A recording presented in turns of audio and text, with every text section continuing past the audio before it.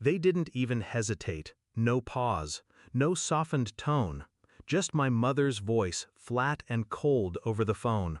"We're not coming. It's not worth celebrating." Not worth celebrating. Not my wedding, not my happiness, not me. I didn't argue, I didn't beg. I swallowed the silence until she hung up, then set my phone down as if it had burned me.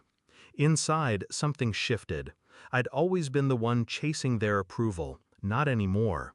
Growing up, I believed my parents loved me the way they loved my brother, unconditionally. But now I know better. Their love was a currency, given when it made them look good, withheld when it cost them something. They came to my brother's engagement party, my cousin's baby shower, even a neighbor's dog's birthday. But my wedding? Too inconvenient, too beneath their effort. My fiancé, Daniel, saw the crack in my composure that night. I tried to brush it off, but he just wrapped his arms around me and whispered, "You don't need them there to make it real." He was right. But I needed something else, closure, on my terms. At first, I thought about sending them the photos afterward, let them see what they missed. But that was too easy, too forgettable. I wanted this to stick. The idea came to me when our photographer asked about printing a wedding album. Not just photos, a story, something they couldn't look away from, no matter how much they wanted to. On the day of the wedding, I woke up to the soft glow of morning light on my veil. No parents, no childhood home rituals, no father walking me down the aisle. But I felt weightless.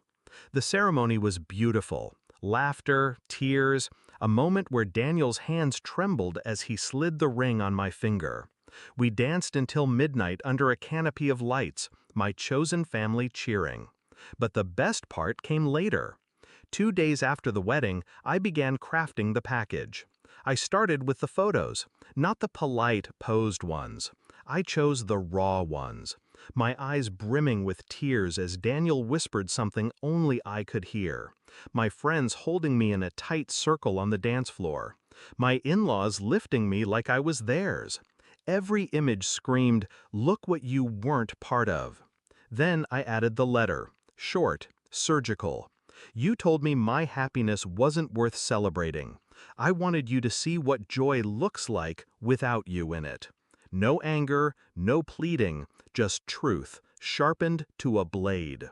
Finally, I slipped in one last thing, a wedding invitation. Not the original, a reprint, still sealed, still perfect. So they'd hold in their hands the moment they chose to throw away. 3 days later, the package was delivered. I know because my brother called. What the hell? You sent Mom and Dad the wedding album?" His voice was tight, defensive. I kept my tone light. They said they couldn't be there. I just made sure they could still see it. He hesitated, then muttered, "They're upset." Good. Later that night, my phone lit up with my mother's number. I let it ring. The voicemail was her voice, trembling between rage and something else she'd never admit, regret. "You didn't have to be so cruel," she said. But she was wrong. I did. Because cruelty wasn't what cut her. It was the reminder that life, my life, moved on without her. And it was beautiful. The last time I saw the album was months later, when my aunt let it slip that my parents kept it in a drawer. Not thrown away, not destroyed. Hidden. They couldn't bear to look at it, but they couldn't let it go either. That was enough for me. They thought skipping my wedding would erase them from the story. Instead, I made sure they'd always have a front row seat to their own absence.